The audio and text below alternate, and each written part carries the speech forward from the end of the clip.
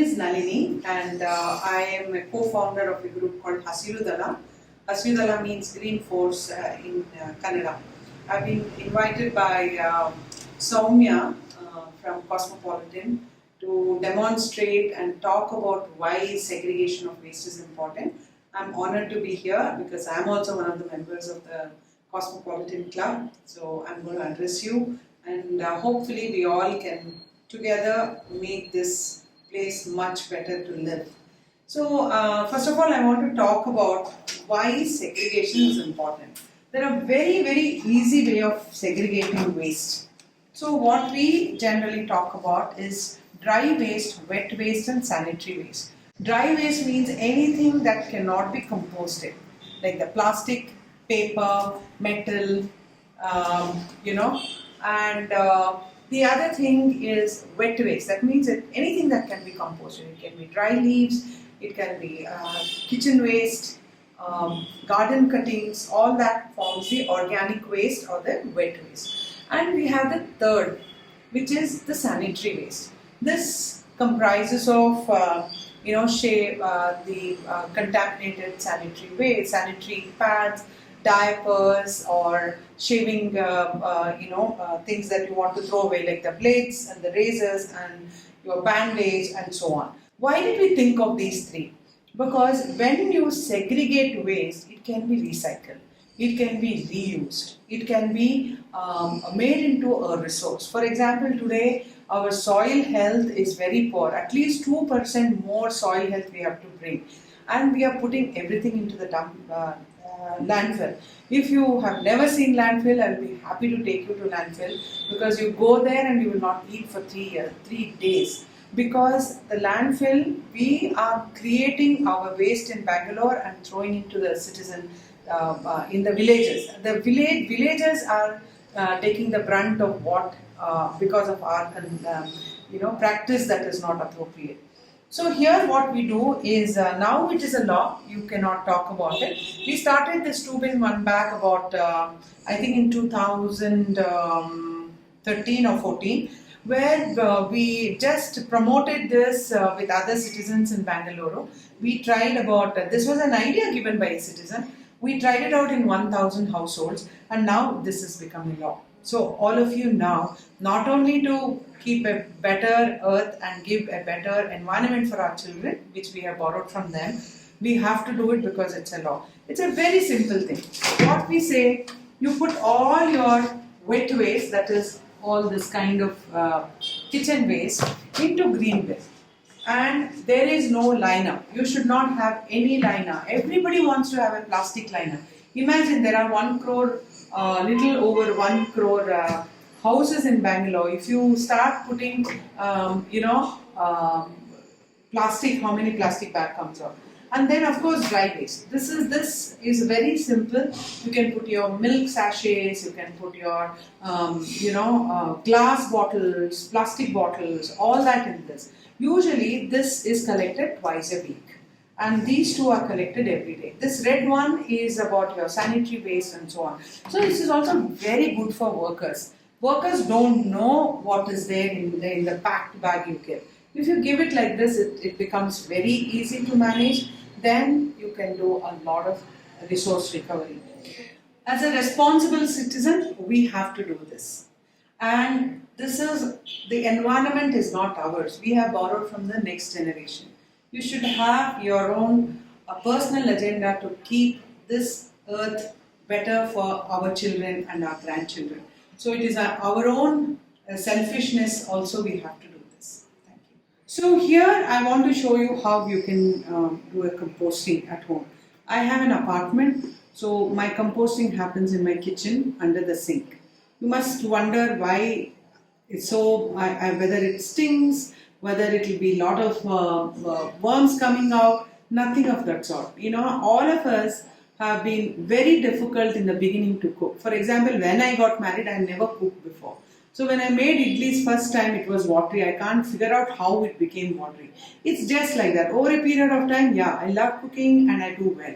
So it's exactly the same thing. It is about getting your composting in a right manner and it can happen. What we need for composting? This is a bin that we use in our office. So it has holes here, which is 8 holes, and you can make holes on the top also. And actually, if you're doing it in the office, I'm sure you can do it in the house. So I'm just going to show you in a very simple way. You can take a bucket like this. You can make holes. It's not there now, but you can make holes here, and then I will show. There are two kinds of composting. One is aerobic and one is anaerobic. I'm showing you aerobic means that it uses lot of air in order to make composting. So you have to have basically two things. One is kitchen waste. This is a kitchen waste from my home today, and all that you need is browns. We call it browns. Means one wet waste and one browns. What is this brown? The browns can be your leaf, leaf that you get it on the street. Browns can be your cocoa peat. So how do you get cocoa peat? There is a cocoa peat which already has microbes in it. You get it like this. So when you open it, it comes like a brick. Why they made it brick? So it's easy for all of us to buy and get it home and use it. And it's not bulky. And so it comes like a brick like this, right? So you have to put water and leave it overnight, and this is what it becomes.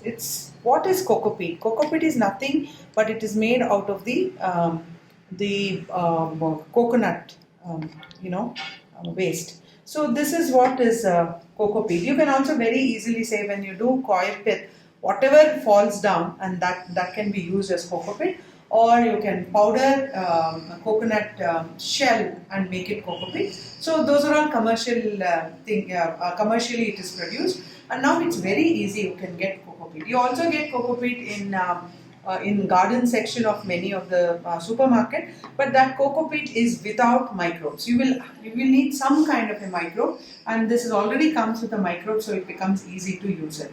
And what I want to say is this is something that you can use it once. And then once the compost, this is the compost that is made from here. This is a compost from our kitchen in our office. So once this compost is made, you can reuse the compost instead of the cocoa peat. So once in 2 years, if you buy new cocoa peat is enough. The only first time you have to do. So once you do the holes, which is not done here, but you have to do holes just like this, how it is done here. And I'm just showing you do it yourself. You don't have. There are many people who like to buy very fancy, matkas and all that. You can buy anything. You can do it from just like with one bucket to very fancy containers you can buy.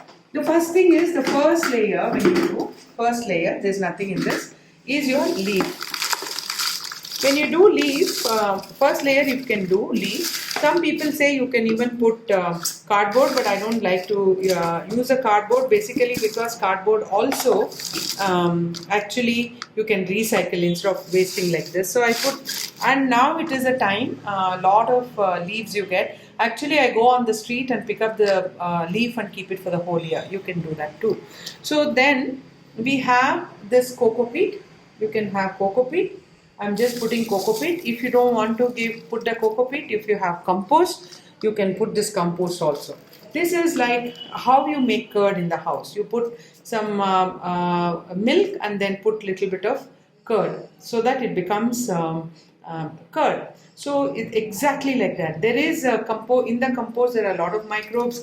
In this also there are a lot of microbes. You put it and that will help to eat up your food. So this is the waste that I had from home. A lot of people think you have to wear gloves and all that. You are most welcome to use the gloves. I don't because this is freshly, you're not here but you can't smell it. It smells okay, it's good. So when you do this, on the same day, it will not smelling at all. So it is okay. Then you cover with the brown. See, when you cover, it's very important you cover every part of it. Because sometimes people say I get a lot of small fruit flies. Why does the fruit fly come? When you clearly, neatly cover this, there is no fruit flies. Okay? And then you can put another one. If you put thinner layer, it becomes composting becomes faster. So either then you put the brown. What is the brown? I'm putting little bit of cocoa peat, and I'm putting little bit of old compost. So if you layer like this, and then when it comes completely, then you can close it. But I would prefer you making holes here, just like how we have made here, and then you can use it. Okay, that's it. It's not a big deal. You cut all your peels and everything in a bowl and keep it in your bowl on your counter, kitchen counter, and then do it. It's so simple. Anybody can do it. It's not a big science. So, but when you have cooked food, like sambar you want to put, don't put the whole sambar. Remove all the water in the sambar. The whatever is left over, like dal and vegetables, then you can put it. So, remove all that and put it. Then the thing is, you have to maintain the moisture. See, when I put my hand like this, there is no moisture at all.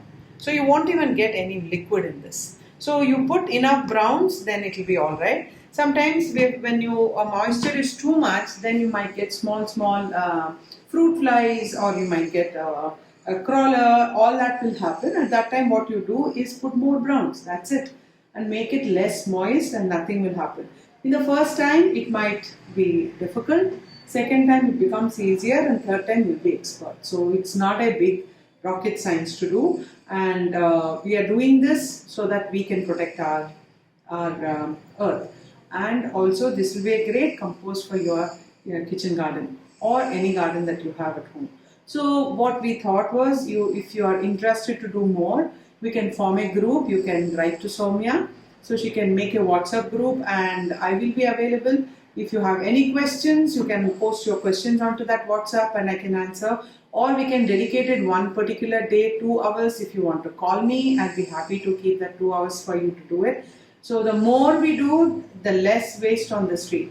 When the waste is from our house, it is only 750 gram to 1 kilo. But when it comes on the street, everybody's, it becomes tons. Bangalore alone creates about 4,500 tons of waste. If at least some of us can manage in the house, it will be great. We have helped a citizen manage 80 people's house waste on the street itself. It's going very well. You can do it at home, you can do it at your apartment as a group, you can do it on a street and maintain it. So there are very many ways for you to make this happen. So if you want to buy this cocoa peat, there's a bin of your size that you like, and fancier you want it. You can go to a website called swachhagraha.in. You get all the makes and all the vendors' name, how much each one cost. You can get it from there very easily. So you also know whatever. This is a website done by the citizen, so it's not one vendor. So every vendor's details are there, and pretty much whoever is selling in Bangalore, everybody's details are there, because this is a citizen-run campaign and Swachhagraha, and it is done by Swachhagraha. There is also Swachhagraha Kalika Kendra. You can go there and see all these methods being demonstrated in one place. You can go and learn about it. Some of you may be wondering what happens to the non-vegetarian waste, and you can do exactly the same process. Sometimes what happens when you do the non-vegetarian, the bones will take more time to compost. So what you can do, you can remove the bones and put it again in the thing, or you can bury the bones in your pots, because it's a so slow releasing calcium, which is very good for your plants also. So for people who are really heavy meat eaters, go for anaerobic digestion. It's another method of composting. You can use that also, and that actually, the liquid that comes out of it is a fantastic fertilizer for your plants. So you can do both. So non-vegetarians can also do it at home. There is no issues.